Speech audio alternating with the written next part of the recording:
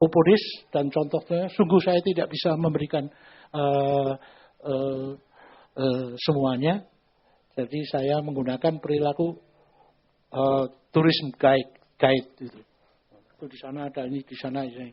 Tapi paling tidak saya sudah bisa memprovokasi secara insight gitu. Kira-kira musik itu dari dulu sampai sekarang itu bagaimana itu? Seterusnya Anda harus belajar sendiri. Dan saya merasa sangat berterima kasih diberi kesempatan ini oleh Salihara. Karena waktunya betul-betul diberikan selama 1 bulan. Dan selama 1 bulan ini saya intensif mencoba untuk mengumpulkan semua ingatan saya, referensi saya, kemudian juga diskografi dan sebagainya. Semuanya saya tuliskan sampai hari ini, belum termasuk besok.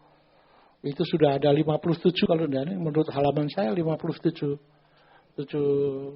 halaman. Masih ada yang terakhir. Saya harap nanti yang terakhir Anda datang, karena akan lebih saya titik beratkan pada konteks di sini. Jadi musik abad 20 itu sekarang kita tidak bisa harus hanya berbicara soal Eropa, apalagi Jerman, Prancis, dan Amerika, dan sebagainya. Itu sudah ada di mana-mana. Saya sudah mulai dengan Jepang. Tapi konteksnya sangat berbeda. Jadi kalau kita membicarakan masalah Indonesia, wajahnya tidak seperti itu. Tapi kita punya wajah, jangan khawatir. Tidak seperti di dunia politik. Di dalam konteks budaya, seni, kita punya wajah. Wajah kita kuat sekali. Nah, itu akan Anda lihat nanti pada sesi terakhir. Saya akan menampilkan 2 tokoh. Yang sama-sama namanya Prabowo. Yang satu Tony, yang satu Adrianus. Tapi kedua Prabowo itu saya jamin tidak ada hubungannya dengan Subianto Prabowo. Saya lihat ini 2 fenomena yang luar biasa. Dan saya menaruh hormat kepada murid-murid saya, sahabat saya. Yang kedua ini, karena ketekunan yang luar biasa. Saya ingin Anda nanti silakan datang untuk menjadi saksi dari bagaimana hebatnya kedua orang ini. Masih ada pertanyaan? Silakan. Ada nggak orang yang menyebutkan misalnya musiknya John Cage sama Stockhausen itu musiknya asal bunyi gitu? Oh banyak. Kalau misalnya disebut musik asal bunyi, apakah misalnya John Cage atau Stockhausen pernah mengulangi, misalnya dia pernah main piano dengan malu dan kumpul? Ya dan tidak. Kalau tidak ataupun ya, dia mengulangi atau tidak mengulangi bukan karena reaksi orang. Jadi dia mengulangi itu karena ada kebutuhan untuk mengulangi. Kalau tidak, ya tidak mengulangi karena kebutuhan gitu. Jadi reaksinya luar biasa. Banyak sekali. Tapi yang kita dengarkan hanya sekelumit dari John Cage. Kalau kita mendengarkan karya-karya yang lain, kita juga paling tidak bisa buka topi gitu. Angkat tangan buat termasuk juga Stockhausen. Artinya keberaniannya untuk mendobrak satu konvensi yang sudah berlaku. Ini adalah masalah utama di dalam dunia kesenian, di dalam seni. Masalahnya adalah sejauh mana Anda mau berani mendobrak konvensi yang sudah berlaku. Ini sekarang terjadi pada murid-murid saya yang dari bergerak tradisi di mana-mana itu. Masalahnya adalah itu. Mereka takut sekali untuk mendobrak konvensi yang sudah berlaku. Jadi adat indigenous atau lokal, budaya lokal itu masih kuat sekali. Masih sangat kuat sekali. Ini kalau dia akan bergerak, seseorang akan bergerak keluar dari itu, akan mendapat reaksi yang keras sampai hari ini. Oleh karena itu justru saya memilih Tony ini karena dia mempunyai cara yang lain yang mirip dengan Bartók, mirip dengan Stravinsky, mirip dengan Debussy, bukan musiknya ya, tapi cara yang dia lakukan. Mirip dengan Stravinsky. Etosnya untuk membuat musik.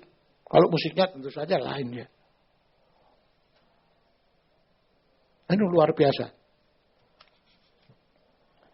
Silakan. Ya, Pak Suho. Pertanyaan saya adalah ini. Jadi musik modern itu saya lihat kan banyak sekali melakukan eksplorasi atau interogasi terhadap persoalan yang mendasar dari apa itu musik dan apa itu bukan, atau bahkan mungkin tadi waktu misalnya ya. Dan seterusnya. Ya. Itu kemudian kan melahirkan karya-karya yang mungkin tidak ada sama sekali kerangka untuk melihatnya, katakanlah begitu. Dia melahirkan sendiri sesuatu yang melahirkan nilai baru yang kemudian begitulah seterusnya gitu. Maksud saya kalau kita misalnya mendengarkan musik-musik yang lama ya, di rumah kita misalnya sama nenek saya itu misalnya kalau dengarkan Furellis itu mungkin masih bisa menikmati. Tapi kalau kita kasih Stravinsky misalnya atau John Cage atau apa, itu tentu akan gitu ini. Nah, dan itu saya kira juga sesuatu yang cukup umum ya. Maksud saya kalau kita putar ya itu misalnya Furellis di pasar gitu mungkin orang masih bisa. Tapi kalau musik modern saya kira tidak bisa lagi karena dia sudah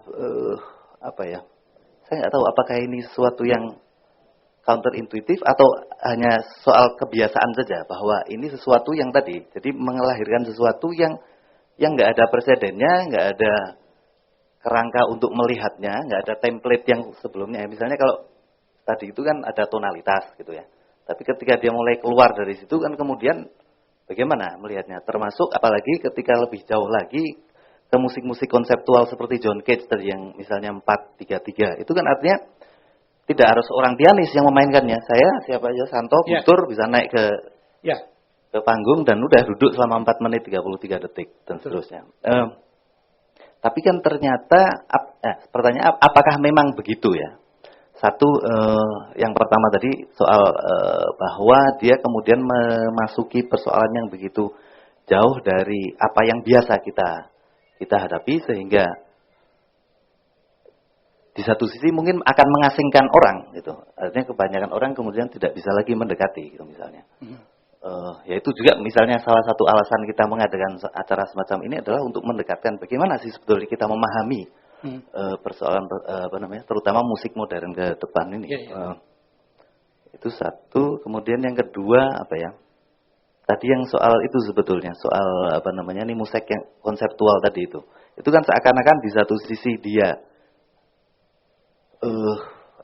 kalau misalnya musik dreng gitu saja misalnya karya John Cage itu misalnya. Bagaimana kalau misalnya orang seperti saya atau Guntur menciptakan yang begitu juga? Nah itu apakah itu sesuatu yang bisa gitu? Kan ya misalnya kan itu saya kira juga terjadi dalam seni rupa modern misalnya Marcel Duchamp naruh bispot di museum atau di pameran ya, kemudian naruh roda sepeda gitu sebagai karya seni. Itu kan seakan-akan siapa aja bisa membuat itu, tapi ternyata kan itu ya Marcel Duchamp. Kalau saya bikin itu ya walaupun nggak akan. Nah, jadi ada dua. Yang pertama soal tadi dia sesuatu yang baru sama sekali, bagaimana mendekatinya dan bagaimana ini berikutnya nih nanti akan semakin begitukah atau ini soal waktu saja, nanti lama-lama orang akan bisa juga kok akhirnya gitu. Atau selamanya kita dalam keadaan kita nggak punya pegangan ini karena yaitu misalnya ada teman yang pernah mengatakan kalau itu nada itu salah kita tahu nggak ya gitu misalnya kalau dalam musik kontemporer itu. Jadi apakah bisa apa saja itu di satu sisi kemudian tapi risikonya adalah bisa membuat itu sulit didekati gitu secara oleh umum. Satu, kemudian pertanyaan kedua yaitu apakah bisa bikin sekenanya saja gitu atau gimana? Ya. Nah,